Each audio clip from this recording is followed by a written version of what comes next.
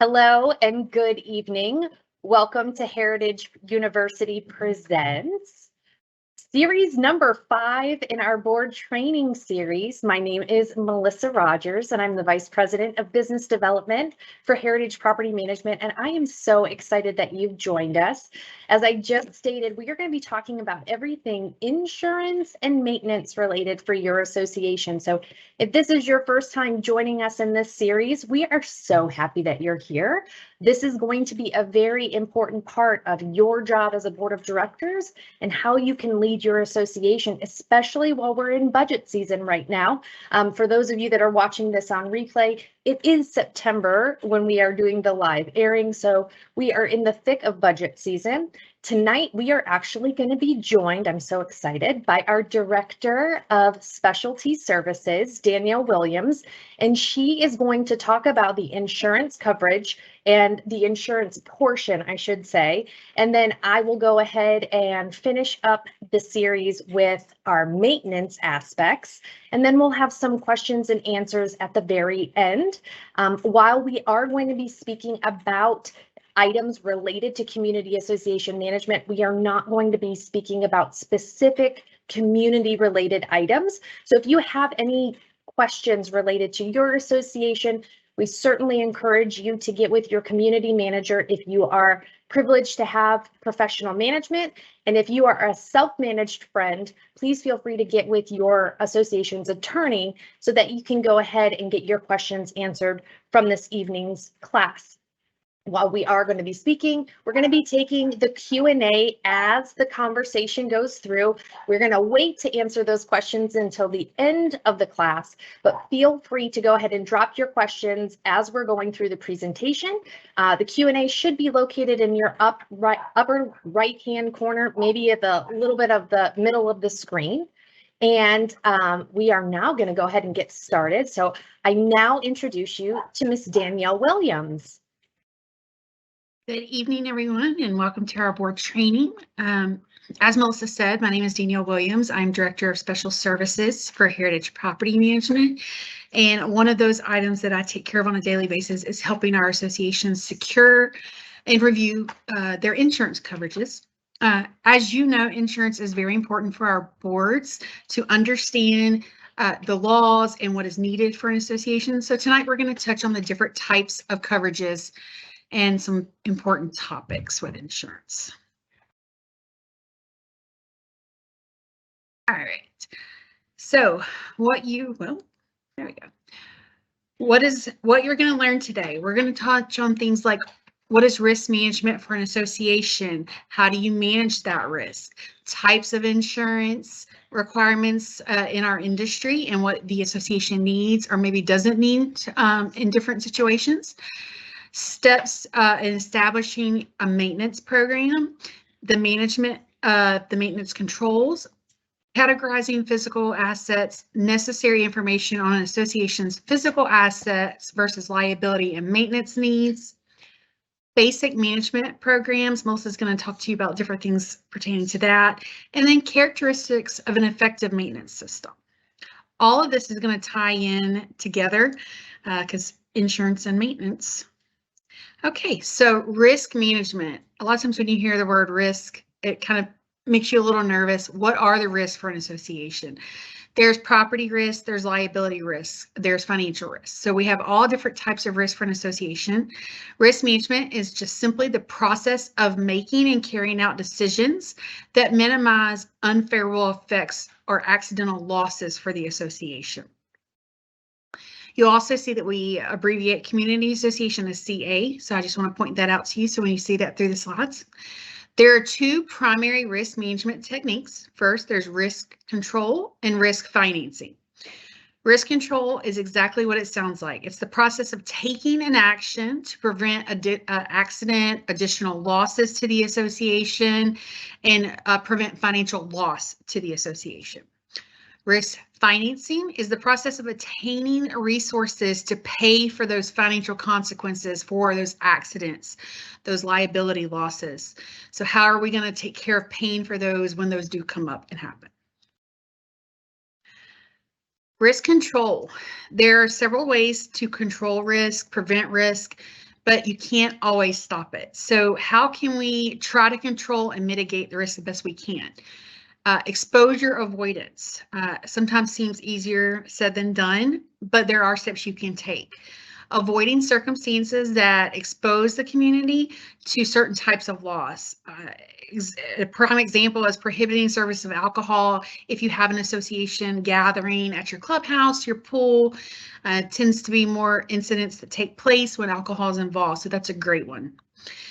Loss prevention and reduction, taking steps to reduce the frequency of potential losses.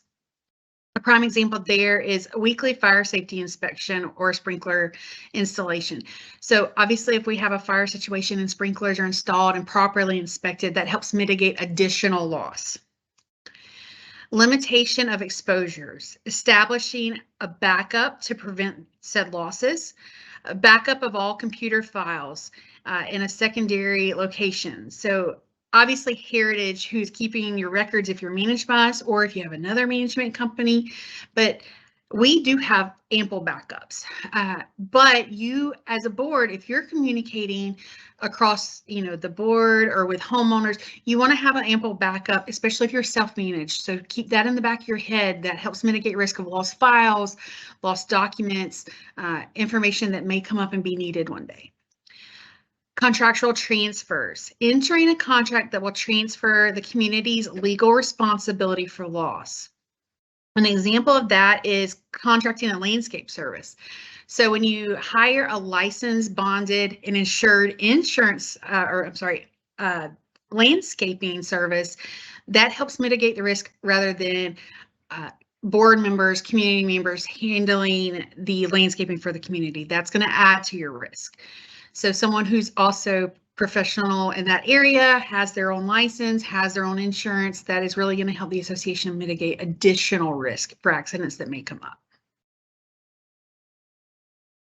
2 approaches to risk financing. There's self-funding. Self-insured is sometimes how you'll hear that. A community can decide when it's best to cover a potential loss. You could take that from your reserve accounts. Some have the ample operating funds if you're budgeting for that kind of thing. However, that is what your reserve account is for, rainy day type of situations like this. An example, a truck owned by the community. It's so old that the community would use funds to cover physical damage rather than cover them through insurance. Another thought process there, and a lot of people forget to look at, is when a situation arises in your community, you need to outweigh the cost. So if the cost is going to be far less than your deductible or something along the lines of your insurance. So if we're going to pay more in a deductible and then the premium increases, it may be more beneficial to do a self-funding program to mitigate that loss and to take care of what loss already happened. Third-party transfers.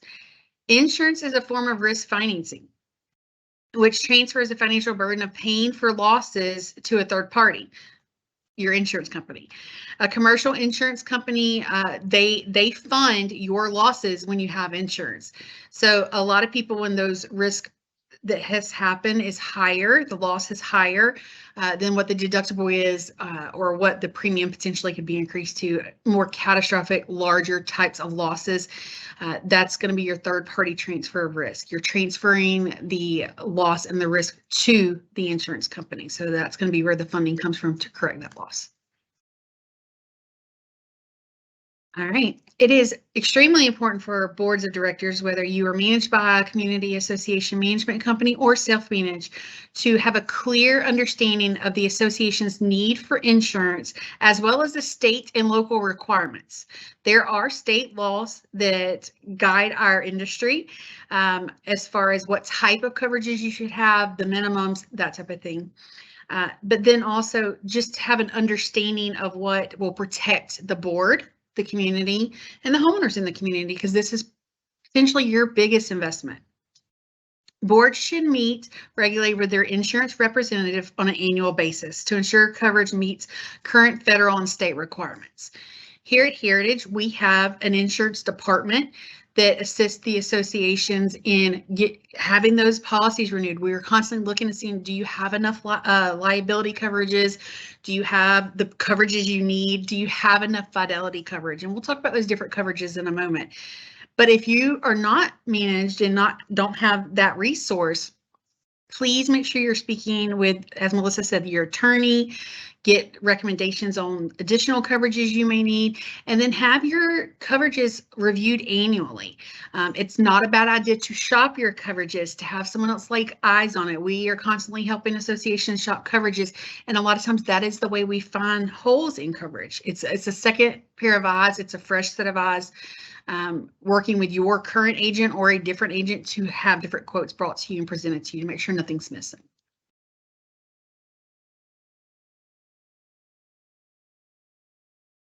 All right. So the first type of insurance we're going to talk about is the kind that everyone seems to understand and know. It's property insurance. It's the insurance that is going to cover the physical property in your community. There are two sections of property insurance, and most people don't think about the second. However, the first one is real property. It's the building, it's the condo building, it's the pool house, it's the clubhouse, it's the physical buildings and land. Then you have part two is personal property, inventory, furniture in that clubhouse or pool house, fine arts, it's your decor on the walls, equipment, supplies, machinery, electronic data processing, computers that may be in a work center, valuable papers and records. We talked about backup of those items a bit ago. Those are electronic, but you may have physical files. If you have an on-site working in an office or a clubhouse, this is extremely important because you probably have a lot of items in that clubhouse. The way I always tell everyone to think about personal property, if you take the community and the common area property, so that clubhouse or whatever the case it may be, flip it upside down and shake it. Everything that falls out is going to be that personal property. Everything that you picked up to flip upside down is going to be your real property. Okay.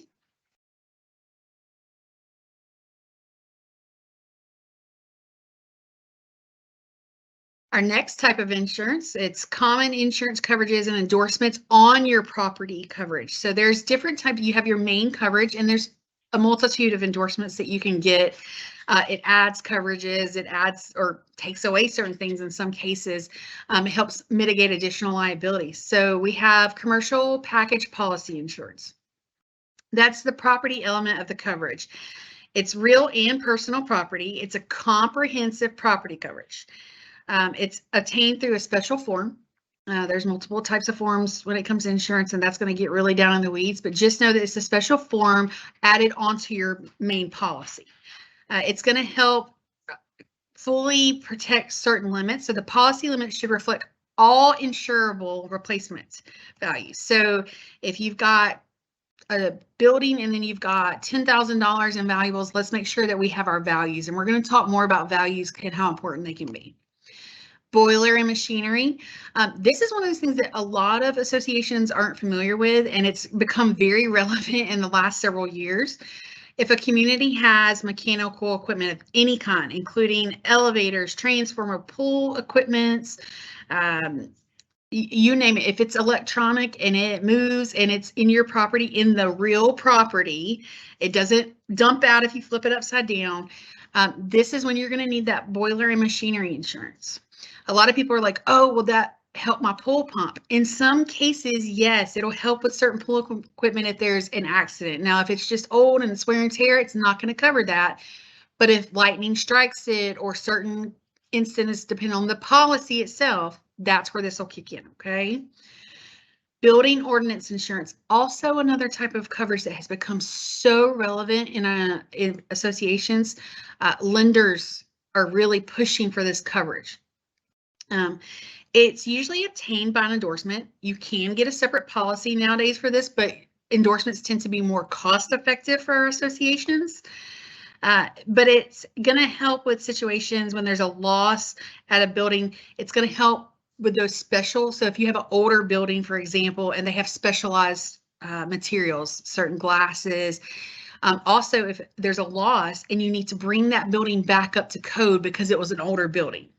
This is the coverage that's going to help you get back up to state and local municipality codes. So that is important, especially if you're working with older communities, older buildings. Right now, with the cost of everything elevating, this can be very beneficial to have as well. Okay, flood insurance. You don't need flood insurance unless you're in certain zones. So let's make sure we're not just getting flood insurance for no reason. But if you do need flood insurance because you are in a flood zone, we need to make sure you have that. It's obtained through the National Flood Insurance Program, which is a federal program. And we've all heard of FEMA. There's FEMA maps that we can verify if you're in a flood zone. You probably know if you're in a flood zone, or at least have an idea. But your insurance agent can help us make sure, are you in a flood zone? Are you not in a flood zone? And we can get proper coverage for you there. Talked about building ordinance insurance, just to kind of dig a little deeper into that. Part one of that is the contingent liability. It's covering the value of any undamaged portion of your building. So if there is a loss, a storm, a tornado, a fire, there potentially could be an undamaged portion of your building. However, that may have to be replaced because the other part of the building was so severely damaged. You can't leave up half a building. So that's where this is going to help with that. Extra demolition. In some situations, there is such a loss that you have to demolish an entire building, and obviously getting that out, the undamaged portion, getting it out of there, removing the debris and that kind of thing, that's going to help as well for that extra demolition on the part that was not damaged by the loss. Increased cost of construction. We touched on that just a moment ago as well. Unfortunately, right now, labor is going up. Materials are higher. It's kind of where we are right now. So that's where this is a big assist. It covers those construction costs due to change in building laws. We talked about bringing everything back up to code in older buildings, or maybe they're not that old, but laws change every day. To make sure it's in code, but also the original, the way the original construction took place. Okay. Liability insurance. So everyone hears liability and they get a little tense. The way I can best explain liability is it's affecting a third party. For a community to be held liable, a legal claim by a third party must be brought against the association. So the association is the primary party. Any other party, including a homeowner, another board member, anyone who was visiting the community, can bring a claim against the association. It doesn't have to be a homeowner, so please keep that in mind. If they're visiting from out of town, out of state, and they trip and fall, if they bring a formal claim, that is a liability insurance claim. So liability is, other than property, is going to be the ones that we see the claims on the most. That's a lot of times where the risk is higher versus property even. So if there's, when a third party brings a legal claim of a legal wrongdoing, it's alleged to have committed on or against that responsible, or on or against the third party by the responsible party. So in this case, if an incident happens on association's premises, their assumption is that the association is going to be legally liable for that. They may also name the board. In some cases, in all honesty, they will name anyone involved, or they think they can, including the management company. So this, and we'll touch on additional insureds, but that's where it's important to make sure all the proper parties are additionally insured on your coverages as well. Personal injury here is defined as injury arising from libel, slander, false arrest, invasion of privacy, wrongful injury, or malicious prosecution. So it doesn't just have to be a physical injury. If you're causing harm or injury to anyone, any third party, that can be called liability. So please keep in mind, it's not, we hear about trips and falls and falling, but it's not always that, okay? On the next slide, we're going to look more into common insurance endorsements and coverage as it pertains to liability. So there, like on property, there's several types of endorsements we can add. It's the same thing for liability. The commercial package policy, it's a common general liability part of the CPP, or the commercial package policy. It provides legal coverage for legal claims arising from bodily injury or property damage to that third person's property, not the association's property, but third party. So someone's driving through your gate and your gate arm comes down and damages their car. They have property damage to a third party in that situation. So that's where this kind of coverage would be helpful. Also, we mentioned bodily injury, personal injury. You want to be careful when you're reading your exclusions for your liability, when you review that coverage, and I highly recommend you do every year, like we talked about before, that there is little to no exclusions regarding bodily injury, death, things like that in your community. Some do exclude that, so please keep that in mind. Hired and non-owned automobile.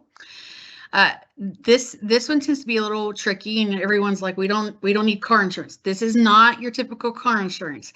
This is a legal claim that rises from an automobile not owned by the community, but being used on the community's behalf. So board member is driving, doing association business, or any homeowner that has been appointed to do association business on behalf of the association, and there's an incident.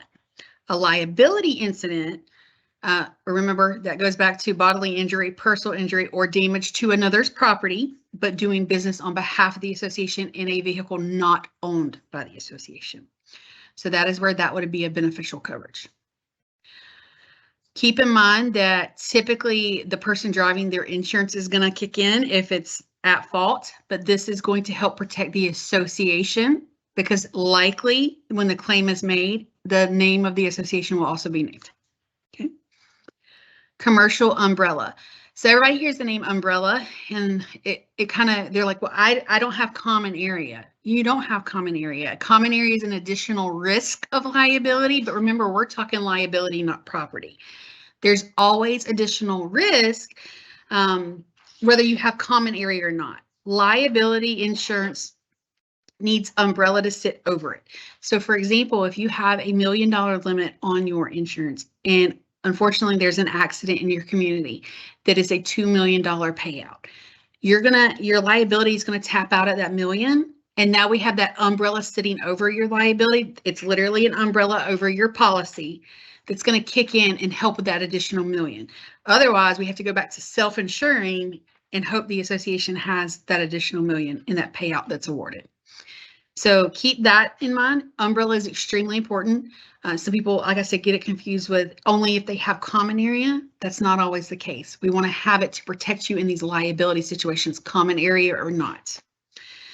A lot of times, umbrella policies can also sit over other coverages that fall under liabilities, like your D&O, which is we're going to talk about in a minute, that can protect board members. Very important coverage. It also can at times sit over you're going to hear different words for it, your fidelity, crime, employment, dishonesty. We'll talk about how there's 3 different things being called. They're just kind of all balled together.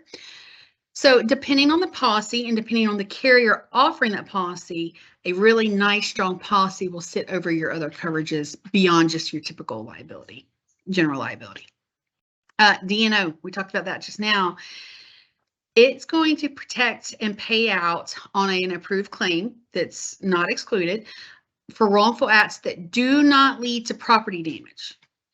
They don't lead to bodily injury and they don't lead to personal injury. Okay, we're going to cover it more, but this is the coverage that is so important to protect our board members. We want to make sure you guys are protected. D&O. All right, so our directors and officers, D&O, it's previously mentioned that insurance is designed to pay for wrongful acts that do not lead to that property damage, the bodily injury, or the personal injury that we talked to in your general liability. Who is insured? The definition of the insured under the policy would specifically include the community associations, committee members, employees, and board of directors. So if you're an association that has multiple committees, your committee members, whether they're board members or not, are now going to be included under this. If you have an employee on site, if they're a heritage employee, we also have coverage, but you're going to want to make sure they're an additional insured. We talked about additional insured. So let's make sure it lists your employees or anyone who's potentially on site working on behalf of as a manager. We want to kind of look at that. Not all carriers will add that, and sometimes that is an exclusion, but it is a benefit and it's something we look for. And even more importantly, whether you have committees or somebody on site, not on site, that's an employee of the association, we want to protect you as a board member. So this coverage is extremely important if a claim arises against the board or a named board member. This is the coverage that's going to kick in and help. What is covered? D&O insurance covers legal claims. Remember, it's a liability type insurance, so someone has to bring a claim against the association or the board in this situation, based on the way it was conducting business. So if they feel that they were harmed or wronged in the way that the association, board, committee member, and so on was performing business on behalf of the association, this is where that coverage is important and kicks in. What is considered a wrongful act? That's such a blanket question. That's specific to the association's policy. That's where we have to read what is covered. We have to read who is the insurance. We have to read what is excluded. However, examples of a wrongful act, they include failure to file the taxes, failure to collect assessments fairly and across the board. What you do for one, you do for all. That's how you avoid these type of claims. Or to maintain proper reserves depending on what your covenants say. So if a board is abiding by all the rules, the covenants and bylaws set forth, they're probably in a safe position. However, it doesn't mean that a claim cannot be brought against you. And this is how you would be defended. Income insurance. So we talked about a bit ago, there's so many names that you'll hear, and it may be listed differently in your policy, listed differently in your COI, but insurance on your income. So the money, how is your money protected for the association? Income exposure to loss commonly referred to acts of dishonesty. The act of dishonesty by the members of the association, employees of the association, and or the board. Now you say, I hear it all the time, wait a minute, our management company handles our finances. You're right, we absolutely do. We pay your bills, anything that's approved, we transfer that money if it's approved.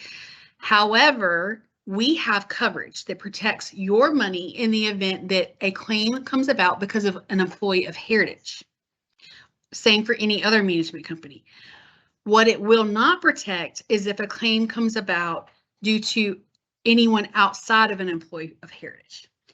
So keep in mind, when you're on the board and you're authorizing certain transactions and you're authorizing as a signer on the account, incidents do occur, and that is where this insurance would kick in and protect the money. This is how the association is going to stay whole.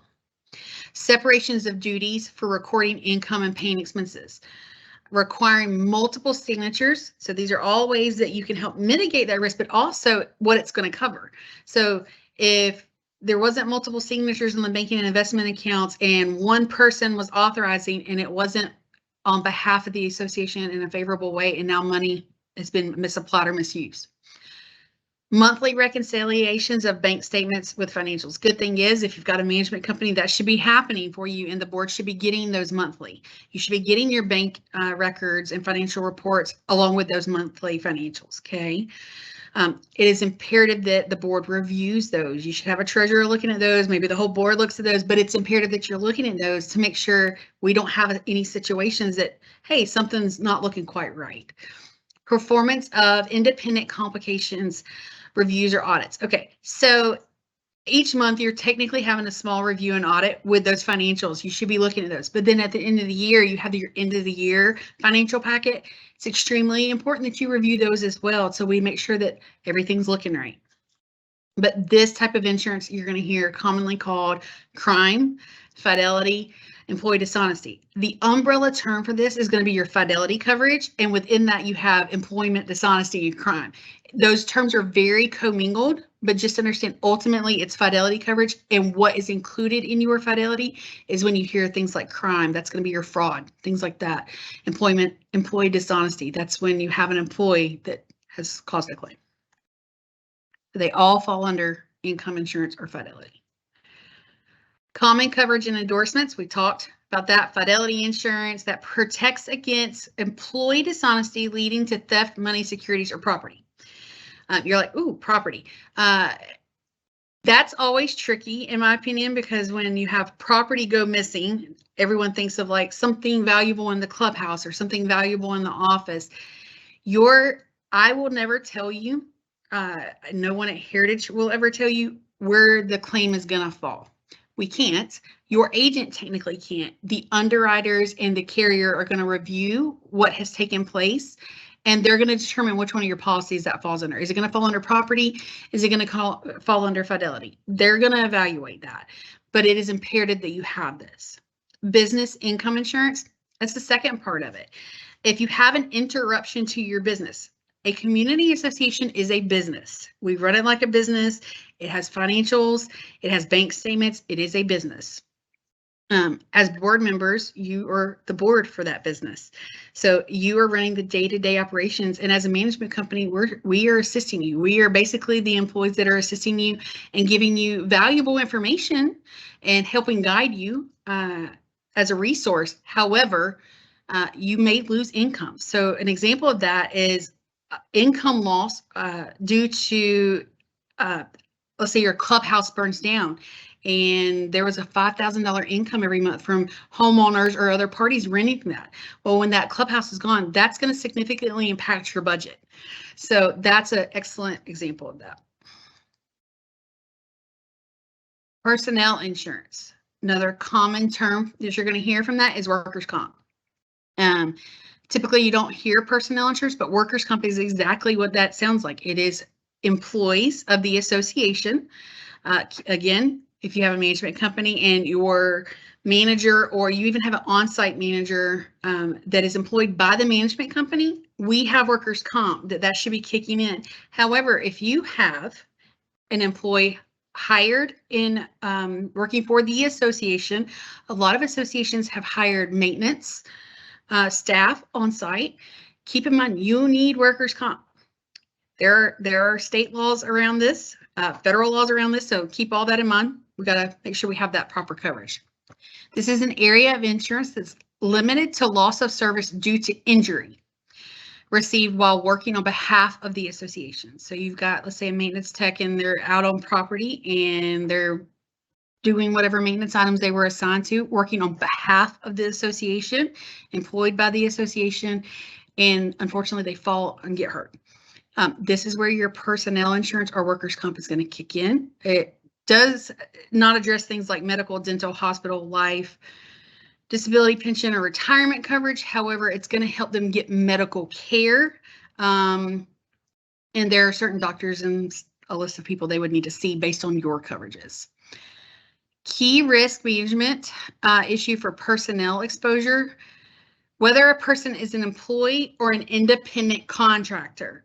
So if you've partnered with a management company, I know you hear from your managers all the time, hey, we need their tax ID number, we need their W-9, we need their insurance. We need to make sure they're insured properly so that we can issue payments to them once they've completed the job. You do not want someone out in the community doing work for the community that is not properly licensed and insured. If they get in an accident and they are not properly insured, rest assured that there's going to be a liability claim on the association. People need money to survive. They have to pay their bills. So they look for that reimbursement in some way. And if they didn't have insurance, that's probably going to end up in a liability claim. It's extremely important that no person conducts work on behalf of the community unless the person is currently covered by a workers' comp insurance. It doesn't have to be one for the association is what I was referring to. But if you're hiring a contractor, they need to prove that they have that coverage to protect the association. Common insurance coverage and endorsements for personnel exposure and loss includes worker comp and employer liability insurance. State statutes determine the classes of employees to be insured as well. So without getting into the grain of it, there's different codes for different types of employees. So if they're clerical, maintenance, they're going to be coded differently, and which is how your premium is ultimately going to be determined. The higher the risk, the higher the premium typically. Okay. All right. One thing I want to point out, a lot of our associations do not have employees. They do not have maintenance techs. Everybody's a vendor. That's okay. But if you do have employee or community work days where everybody can volunteer, whether it's just the board or you open it up to your entire community, it is imperative that you have a volunteer worker comp policy. It's a volunteer policy. It's going to do the same thing in the event an accident arises. It's going to be medical. It's going to help that person get the medical treatment they need because they were acting on behalf of the association, but not an employee of. So it's volunteers workers comp. There are two different distinctions there. So we are really working with the associations that we work with daily to make sure if they are doing these work days, or one that people don't think about is decorating for holidays, hanging those Christmas lights, putting up the trees, somebody's on a ladder and they fall. We want to make sure you have that volunteers workers comp. So if you're getting ready to do any kind of community day, please, please, please make sure you have that coverage in place. It is extremely important. Community insurance and homeowner insurance. I'm going to first start with saying your covenants are going to determine and how your association is submitted, whether it's a condo, a POA, or an HOA, is going to determine what kind of coverages you need. So the community association agent, insurance agent, should provide an explanation of the interaction between the association insurance and those individual unit or homeowners insurance. So if you're single family homes, you're an HOA, you are not going to have to cover those individual homes. Now, when we have townhomes and condos, it's a whole different ballgame. And it varies from association to association, even within those townhomes and things like that. Some townhomes, you're responsible for, the homeowners are responsible for insuring the building and the roof. Others, the association is. So we really need to look at those covenants and make sure that the association is properly covered and has the insurance to match that covenant. No matter what type of communities involved, the governing documents and applicable state statutes, you must consult when preparing an explanation. So before you tell the homeowners that they need X, please be sure you know that that's what they need. Consult with your attorney, consult with your agent to see what your insurance covers. I can tell you when a homeowner, typically potential homeowners, come in and they ask us or call us and say, hey, do I have to, what kind of insurance do I need? The first response is, here's a copy of the association's insurance. Please, to protect yourself, consult with this document, the covenants for the association and this insurance with your agent to best protect your assets. Okay, and I strongly encourage any board member who is asset to respond in a similar manner. We don't ever want to be in a situation where, think back to liability, where we've given bad insurance information, especially if we're not licensed. Maybe we know because our agent told us, but before we are the ones to say it, or you as the board are the ones to verbally tell them that, it's best to let them talk to their agent to get proper coverage. There's certain terminology, and that terminology is here. Individual policies for owner-occupied units. You have your HO1, your HO2, your HO3. These are different forms, types of coverages, but they, at the end of the day, they all come down to owner-occupied, a lot of times like your single-family type homes. So then you have HO4. That's a tenant's policy. That's your renter's policy. So when you hear renter's policy, it's really the term for it is HO4. HO6 policies. That's extremely important for a condominium or a co-op unit owner to have. That's going to cover, betterments and improvements that maybe they've made, inside walls in, but they need to be sure that that's the proper coverage they need. And that, again, let's refer them to their agent to make sure that their assets are protected and to protect the association from giving any not correct information, even if it's unintentional. We did have a question I was going to respond to. Can you have volunteers sign a liability waiver? You can. I'm going to be 100% honest with you. Liability waivers don't always stand up in court. So they can sign whatever you ask them to sign. It may be helpful, but your best policy to do is to have that workers' comp policy. make that just a standard policy. They're not overly expensive, I'm going to be honest with you. And the amounts of relief you will feel as a board member in an association if there is a claim arising from something like that, that a couple $100 you spend on that volunteer workers' comp, and that's really where they kind of fall. We see a lot of them in the $495 range, just to give you an idea.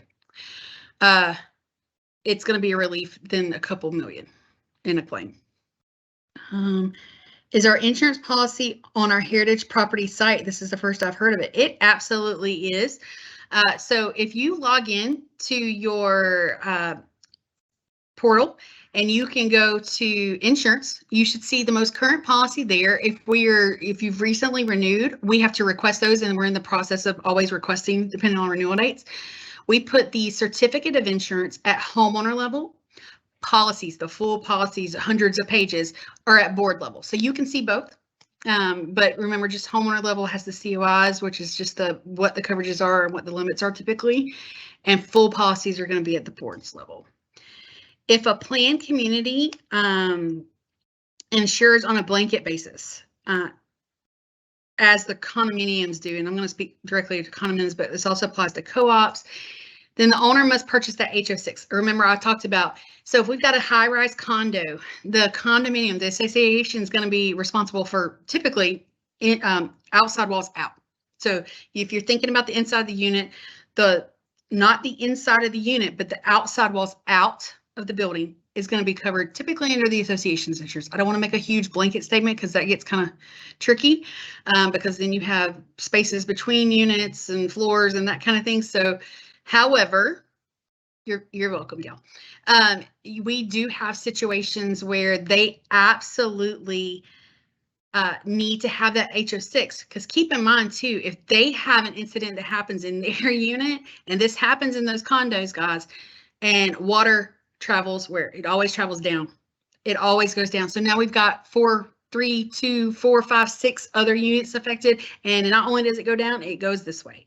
So we want to make sure these that our condo owners definitely have the proper insurance. So that's inside walls in, and anything that happens from inside their unit, it kind of starts to trickle. Again, that gets a little muddy because the association can be involved in that. We could end up with 2 different insurance companies involved in that. It's on a case-by-case situation, but it is imperative that they have that policy. All right, we talked about earlier, it's important to make sure your limits are correct. How are we supposed to do that? Well, I can tell you now, we do not know how much that building is worth. You as board members, unless you have an education in doing appraisals and you're really good at it, you don't know how much the clubhouse is worth, or how much even a condo building, a high-rise condo building is worth. And the values are changing every day. We mentioned earlier that the cost of construction has gone up, the cost of labor has gone up. Well, guess what? That has made these values go up. So anyone who is getting those insurance renewals right now is really feeling that. We are seeing increases, significant increases, because of things like values going up. And that is when you see property tax go up, you see insurance values go up. So it is important. You're welcome, Lynn. It is important to make sure we have those right values. How do we do that?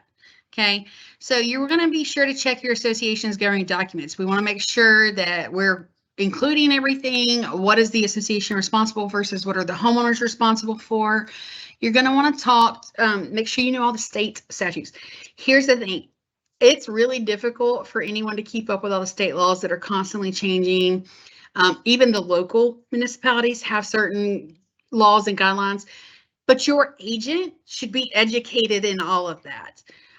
If you work with Heritage, again, we have that department. You can say, hey, can we take a look at this?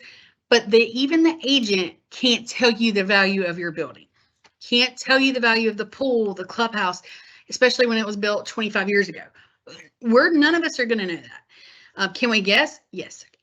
Agents and carriers use certain tools, there's certain software, and it's, for lack of better words, they're pulling comps. They're looking at communities in your area. They're looking at what the values on newer properties are.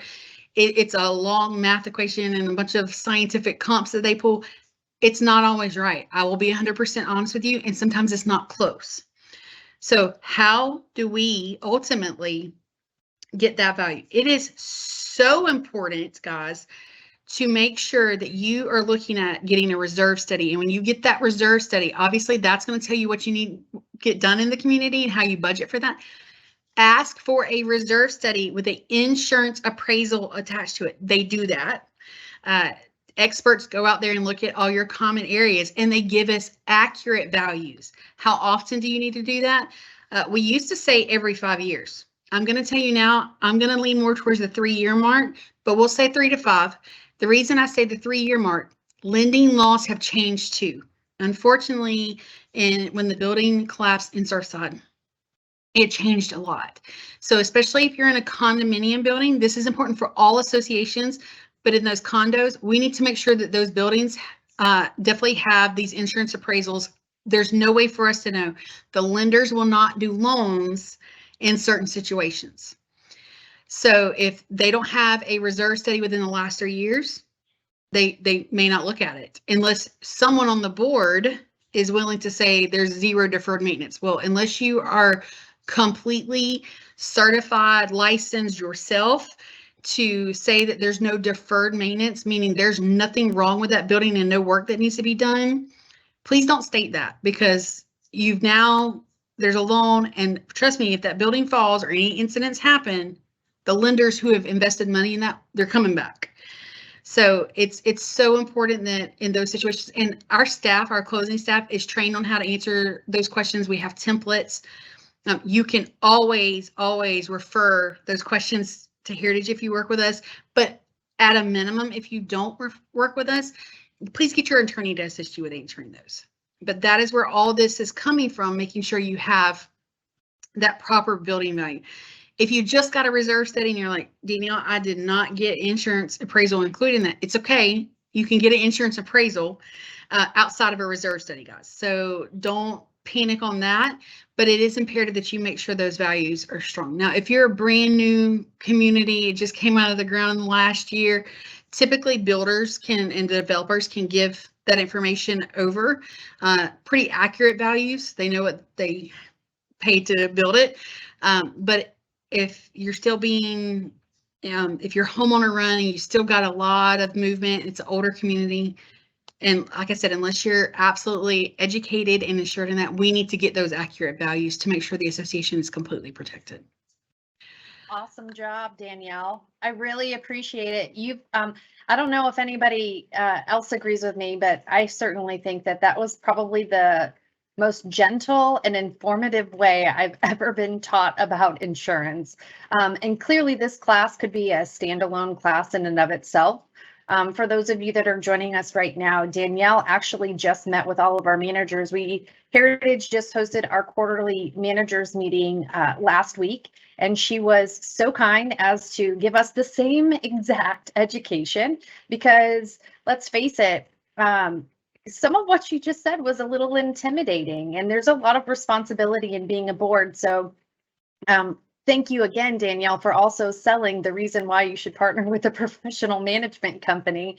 But truly, it's very important to understand, and I sincerely appreciate you delineating the difference between obviously having a reserve study, which we pretty much so ingrained into everybody pretty consistently, but it's very different to have that property appraisal in addition to that reserve study. So some of the things that we've talked about previously in this series, and Heritage University does a lot of classes throughout the year, but some of the topics that we've talked about are, partnering with a management company, how to create good rules, and how to run effective board meetings, and what are the roles and responsibilities. So understanding insurance, this is a big piece of the puzzle for you as a board to be able to effectively run your business, as Danielle mentioned earlier.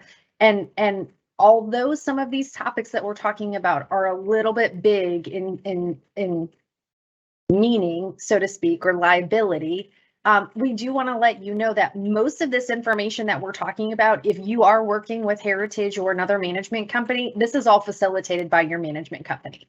And we're actually really privileged with Danielle because she is integral in making sure that our insurance department, our closing department, our leasing department, let me tell you, if you've ever worked with any department other than accounting And property management, you're actually working with Danielle's team of people for Heritage. So thank you again for putting that into context. And for those of you that asked those questions, those were fantastic. So I'm going to do my very best to bring home just the last couple of slides to talk about maintenance. So 2 weeks ago, we talked about enforcement and how do we create rules and what's the consistency. And, you know, it's a little bit difficult sometimes when you have to regulate other adults. Sometimes let's be real. You want to be neighborly, but you also have a fiduciary responsibility to all of your stakeholders, aka your homeowners. So let's talk about maintenance. For community associations, facilities management is the process of operating, maintaining, repairing, and replacing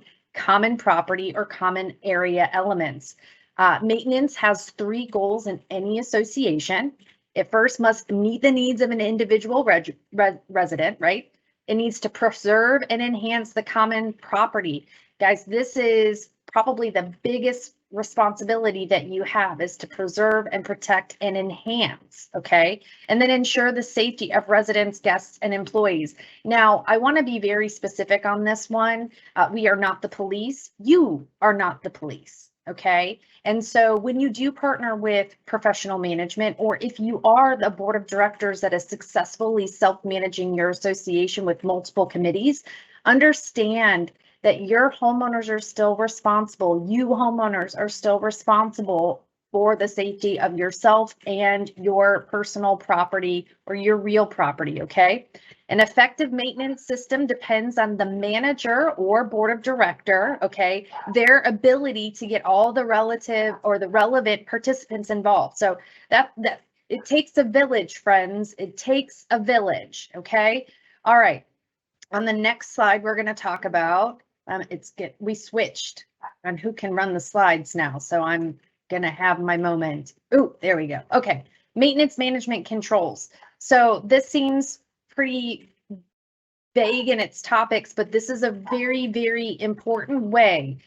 As Danielle mentioned, if you're a brand new association that just came out of declarant developer turnover, and you have a healthy understanding of what your property values are, now is the time. Or if you're in that historical building that Danielle was talking about that constantly has to reevaluate, plus has to take in city ordinances, state requirements for keeping or preserving the integrity of that structure, it's incredibly important to put this system of controls into place. So this is a means to just track, record, remind, or command attention. If you partner with Heritage, we utilize Vantica to be able to chronicleize this type of information for you, and maybe your community manager or you might have a facilities committee or a property committee, so to speak, or grounds and maintenance committee. These are all fantastic people to go ahead and get involved with setting what these schedules are going to look like. So checklists, charts of information, calendars or schedules, just as Danielle was talking about, and I don't know if she said this or not, but she likes to shop, or she likes to request that associations have a tickler reminder of about 120 days to shop insurance, okay? So we put all of your start and end dates, and sometimes those renewal periods are not the same. You know, we talked about a lot of different insurance coverages, and sometimes you have 4 or 5 different policies that are in different calendar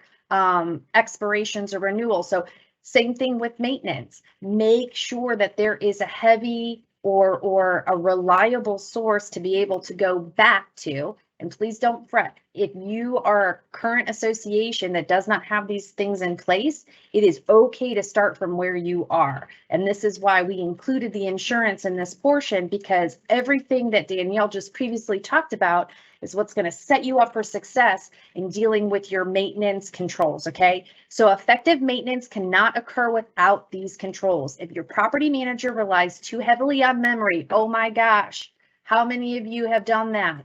If you board of directors have been doing this for forever and you've been serving for 20 years faithfully to your community, you want to retire. Guess what? You should. You should be able to. You should be able to have your manager go off on vacation and not miss some big items that might need be up for inspection, like the safety systems or the extinguishers or the fire hydrants or the backflow testing. I mean, these are a lot of things that are very, very important as far as keeping track of and making sure that you have a healthy pulse. This is a great reminder of what you just witnessed, but now we're going to put the application as it relates to maintenance. So we talked about the real property. Remember, that's the structure. So now we're talking about the common property. Danielle mentioned recreational facilities, service facilities, landscaped areas, building exteriors. Let me just tell you something. The number one thing that associations forget to include in their reserve study, their landscaping. That's among probably the highest, most expensive dollar line that you're going to have when it comes to replacement costs. So make sure that you understand what those values are. And then site improvements. So this is kind of like your common area improvements. Let's say you didn't have a pool and now you're adding one. It's so incredibly important. And I'll even say on this, because it just came to my mind, in that same exact example, if it is now September and in January, your association did not have a clubhouse and you now have a clubhouse, please make sure that you contact your insurance carrier, because some really bad things can unfortunately happen. And we have some stories to support that, where you've got to make sure your buildings are insured and they're insured appropriately.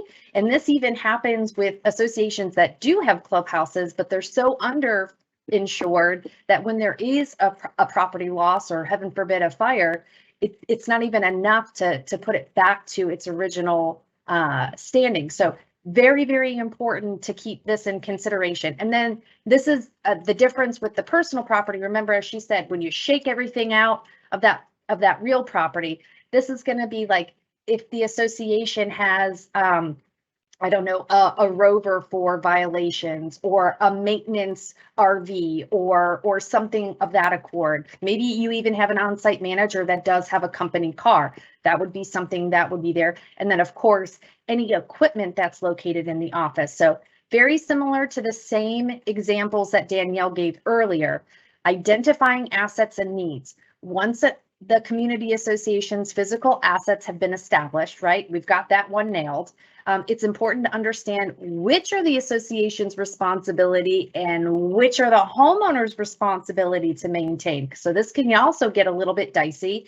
And when in doubt, please always check your governing documents. And if you've ever lived in another community, or if maybe you own multiple units, do not memorize your documents. If that's one thing that I can reiterate every single time I get the opportunity to speak with you, please don't do that, because that's when you can really get yourself into hot water. So do a physical inspection of the property. It is so imperative, whether you have a maintenance technician, a community manager, a committee volunteer, you need to have regular inspections of both the physical integrity of the structure, if you're talking about a condominium, or the clubhouse, the pool area. It's very important that even when we do inspections as community managers, yes, we might be looking at the exterior of the homes, the physical homes, but we're out walking the common area, the real property. We have to take a look at that for risk management. Examination of available building plans and specifications. As she indicated before, a lot of times we get that information from the builder or the developer. And so as board members, keep on passing that down. Hopefully we can help digitize those for you as well if they're in paper format. Review the reserve studies. And as we identify, a reserve study and an analysis of your assets are two totally different things, but they go hand in hand. Oftentimes can be done by the reserve study provider because they are professional engineers. But just as Danielle said, if you don't have one right now and you just updated your reserve study, you're not in hot water. You can go ahead and have that appraisal done, not a problem. Interview the past directors. A lot of times we try to make things pretty easy when you partner with Heritage, so that you don't have to be the liaison of all the information when you're a board member. Hopefully we can help share that burden with you, but it's very important to speak with as many people that know your community better than you do until you get up to speed with understanding your community's needs. And then review the product or the equipment information from manufacturers. I always love it when I come into a clubhouse and I see all of the plastic manuals that are still in the plastic casings because no one's read them. You've kept them, but no one's actually read them. So you like step 1 is done, but go ahead and make sure you do step 2 and take a look at that. Obviously, we understand that your time is precious, but it's very important that you actually take a look at those manuals because they're going to give you a lot of information that you don't really think. It's just like directions. Don't wing it. Take a look at it. Okay, so inventory. So now we're talking, all right, we figured out what our physical assets are. Now we need to go ahead and take inventory. So again, with that date of manufacture, those manufacturing manuals, right? What's the date of purchase? Okay, this is going to be incredibly crucial and helpful to your reserve study provider. Okay, what are the warranties of these said pieces of equipment?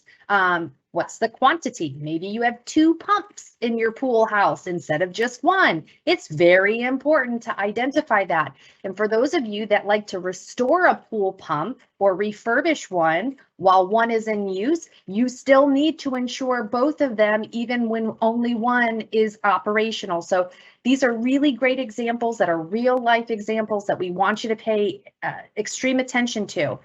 Look at the description of the items, okay? Don't assume that you know what this item is or how it operates.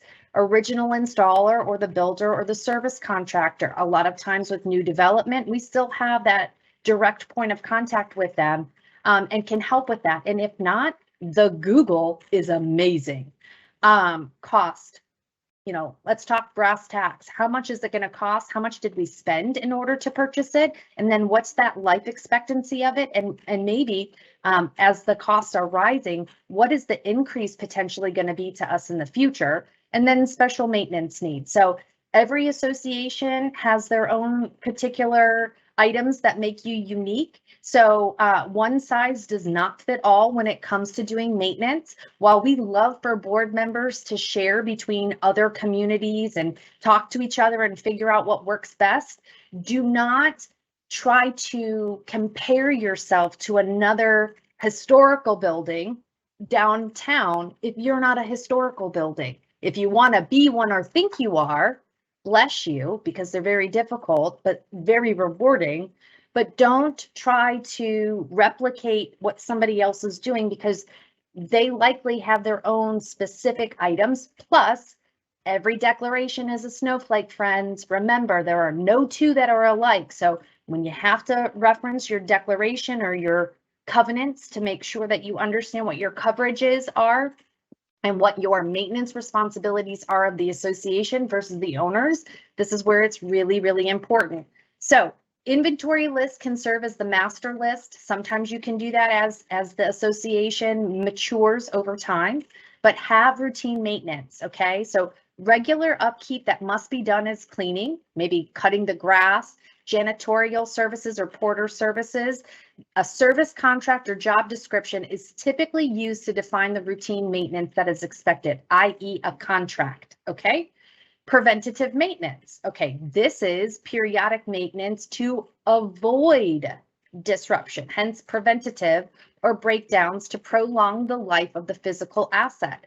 Examples include rebuilding the pool pumps every 5 years. This is a very good one. We're not trying to solely go on pools, but there are a lot of you that have them and don't really realize the physical asset that needs to be insured in those pool pumps. So literature from the manufacturer or speak with a reputable pool company that services and has that comprehensive knowledge, because again, just as Danielle alluded to before, a lot of it's market comps, okay? Emergency services maintenance. This is unfortunate, but it does happen from time to time for any association. And this is understanding what is the emergency procedure when that pool pump goes down, or what is the emergency procedure when somebody hits the front gate and now it's stuck on closed, or maybe it's stuck on open. There are some ways that you can go about creating steps or lists or SOPs, if you will, to ensure that maintenance in emergencies is preserved to the appropriate way that you would like. Okay. Now we've got requested or corrective maintenance. Okay, so this is coming from maybe a homeowner. They might have noticed something, or maybe you're a townhome community and part of the maintenance responsibility is on the association, and you are relying on the individual homeowner to report certain items to you. This is what corrective maintenance can look like, and we track that through work orders. We provide to you, if you are a partner of Heritage, we provide to you monthly reports so that you can see what the service requests look like, where they are in their status. And depending if your homeowner did submit that corrective action, they too can actually track to see where it is in space and time by logging into Vanica. So scheduled replacement, this is what we're talking about, our capital improvements, right? These are the things on our reserve study that we know we're going to have to spend money on. We know that the roads have just been paved by the developer upon exit, and we know we don't have to pave them again for another, 20 years. We still need to start funding for that. And when you have that schedule and you can let that maybe third set of board of directors, maybe you serve on that first board of directors and you put all of this into place, you're actually setting your future board members up for success by understanding what the scheduled replacement should be for your physical assets. Okay, some additional maintenance controls we talked about in an earlier slide, creating that maintenance calendar. Go ahead and put reminders in there. And again, I hate to say this, even though the financials are done by Heritage, if you partner with us, you still, board, have a responsibility to overlook these things. Same thing with maintenance. Even though we might be facilitating or executing your directives in regard to the maintenance or helping you collect bids or get a qualified vendor, it is still your responsibility, board, to take a look at all of these things and give us, your managing representative, the information, or we need to work together in order to make sure that all of the information that you've continued to compile remains in good operation for the association. So this is, again, that maintenance record. Sometimes showing a calendar to your homeowners is a great way to let them know it's annual sprinkler inspection. Everybody, you have to send a notice out to the condominiums, but maybe you're sending only one notice out to let the owners within a homeowners association know that the clubhouse is being inspected, and maybe it won't be available for rental during a specific time period. An inspection a checklist never goes away. You should always have checklists. One of our sister vendors or sister companies, Heritage Construction and Maintenance, what I love about their partnership with our communities is we have them come on site, whether you have a lot of physical assets or you're a condominium or townhome community, and we have them do a building review or a property review, and they outline the different items that will require that maintenance. Or maybe you have a maintenance technician that has weekly checklists, monthly checklists, biannually checklists, all of these different items. Those need to be prominently displayed, because let me just tell you, people need to, it's going to give a lot of your homeowners a sense of security and validation that your operations as board of directors are going in accordance to the way that they should be. And it also lets them know that there is care, this is sometimes the only way that they can see physical care of the building, because you're in a condominium. They don't correlate that the fact that the elevator works is because you're doing your job. They correlate other items from time to time to make sure that that's validation that the operations of the association are actively working. An inspection report or a punch list. This commonly happens during the transition period of turnover.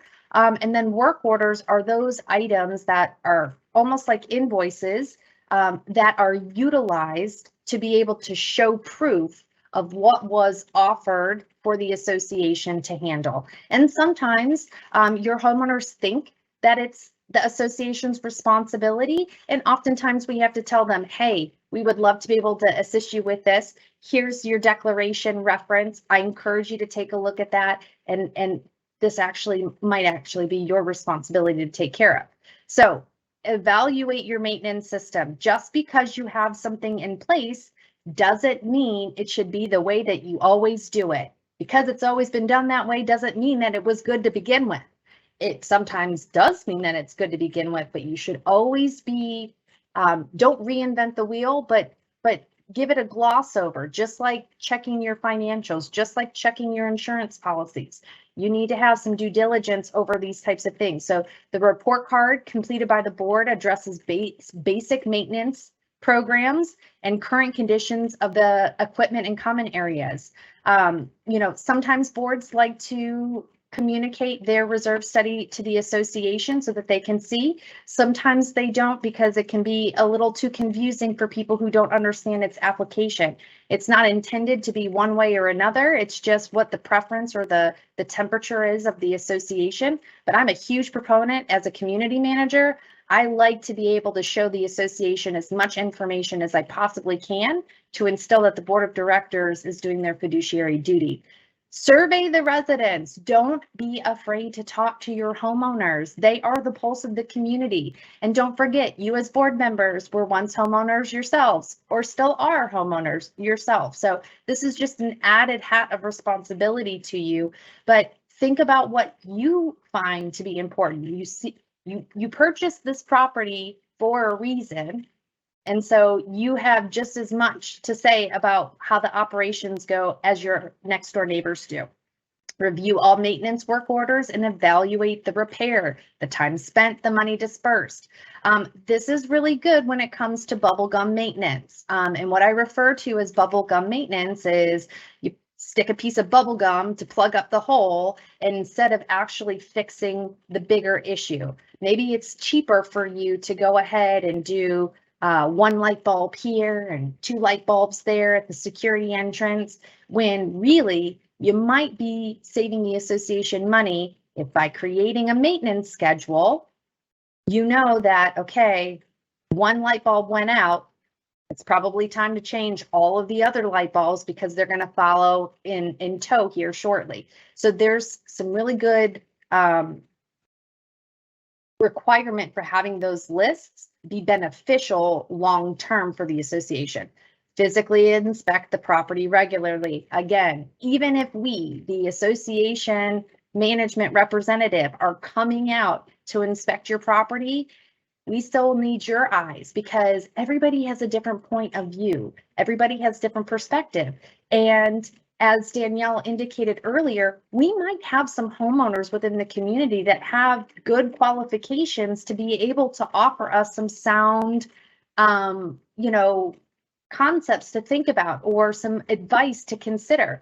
Doesn't mean that they should be consulted on everything, but if you've got somebody who is a professional engineer or works on retaining walls or does whatever, that might be something incredibly helpful for them to be a part of. Maybe redistributing that retaining wall. Maybe they should be on an ad hoc committee. Great idea. All right.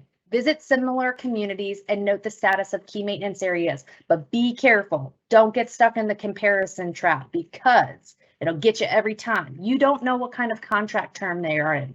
You have no idea what the scope of services are being offered by that association or aren't being offered by that association management company. So, I think we've kind of answered all of the questions as we've gone through the presentation. We're about 15 minutes over, so I sincerely appreciate everybody who has stayed to listen to the information. It was incredibly crucial. I know a lot of the content that we talked about tonight is pretty dry, but it's incredibly important. And here, I thought, again, Danielle did a fantastic job of explaining this in a way that it's approachable, it's understandable, it's not as intimidating. And we like to verify and be able to help people understand that fidelity coverage especially has 3 different names. Just like the declaration, it can be called the master deed or the covenants, conditions, and restrictions. It's the same document. So don't get trapped with the vernacular. understand what the actual application is to your association and read your declaration. Read it, read it, read it. All right, so now that we don't have any additional questions, I'm going to ask you one more question, Danielle, as we close. You had kind of talked about very briefly notifying your homeowners of insurance requirements. This is specifically related to condominiums. And you had mentioned that the association's attorney should get involved with that. Could you just talk a little bit more about that? Because I think this goes under the radar so much. And while we as professional managers communicate this to our boards, they don't always listen, or they don't always understand why they need to have that additional expense by the attorney for something that's related to insurance. So could you kind of expound on that for me? Sure. So when I reference that, what a lot of associations want to do is they realize that there is guidelines in the covenants that speak to what the association is responsible for. There's also guidelines in the covenants that speak to what insurance the homeowner and maintenance responsibilities the homeowner has. So covenants, listen, there are a lot of legal words sometimes, and they kind of start to cross and make your eyes cross. And so what we always suggest is some boards want to send out a reminder. They want to do a collection of, certificates of insurance for homeowners to make sure they have proper limits. Right. You don't know what the proper limit is. I don't know what the proper limit is that they should have. So what we suggest is that you stick to what the covenants say and let their agent decide, and maybe even the attorney can put some legalese in there for you to point out legal limits. There are legal limits in certain areas that are, state mandated or federal mandated and that type of thing. So it's always helpful to seek the professional opinion of the attorney for the association before a letter goes out demanding certain things, or telling a homeowner they have to have certain insurance because they're responsible for this. Whereas if you had read the covenants, there's that one little word that kind of twists it, and maybe they're not. Excuse me. So it's just important that we understand fully what the legal ramifications can be of giving them the bad information. But also there's times that the attorney can say, hang on, I know that it says this. And a lot of times this comes down to townhomes. The association is responsible for the maintenance on the building and the roofs. Okay, that's maintenance. But sometimes the homeowner is responsible for the insurance on the buildings and the roof. That's where things can get a little chaotic. So what happens if homeowner doesn't have that? That's where having an attorney opinion before a letter can go out. We always suggest that they cite the section of the covenants and kind of break it down, and then send that out, and then collect those COIs if that's what you want to do. It's imperative to give them the most accurate information, or we're going to have a lot of different other kind of claims. So it's just getting that legal perspective is easier than just picking parts of the covenants that we want to slam into a letter and send out to the homeowners when it comes to insurance and liabilities. That makes total sense. And again, I asked for that clarification because it is budget season, and now's the time that a lot of associations, just as you indicated, like to collect COIs, and they want to make sure that they send a reminder, and they want the manager to go ahead and send it out, or they themselves as the board send out a great mass communication, but they also give directives and they imply when they don't mean to, certain things are required versus others. So, everything that we do when we talk about Heritage University classes, it is truly set up in your favor for the association. And again, everything that we're talking about tonight is completely applicable whether you have community association professional management or you are a self-managed association. Okay, we want to give you the best tools and resources. Heritage University offers a myriad of classes throughout the year, and we're super, super excited that our next class, I do believe, is going to be over Robert's Rules of Order.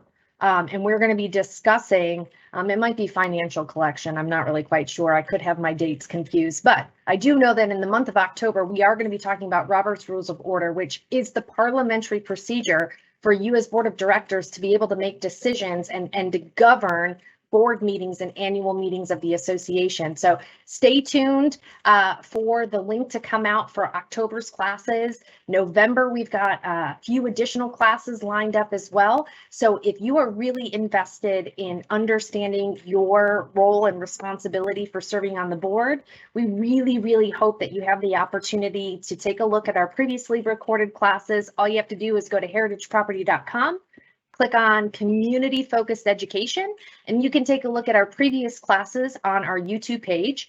And then those of you that are here this evening are also going to get a recording and get all of the other information that we've been speaking about, so that you'll have this on replay. And we sincerely appreciate you taking the time out of your evening to make this a priority. It's not a fun topic, or these two are not fun topics, but they're real and they're important. And we are doing everything that we can to set you up for success. So thank you again, Danielle. You've been lovely. I always love hosting classes with you. Isn't she so eloquent? I think so. Until next time, friends, thank you so much.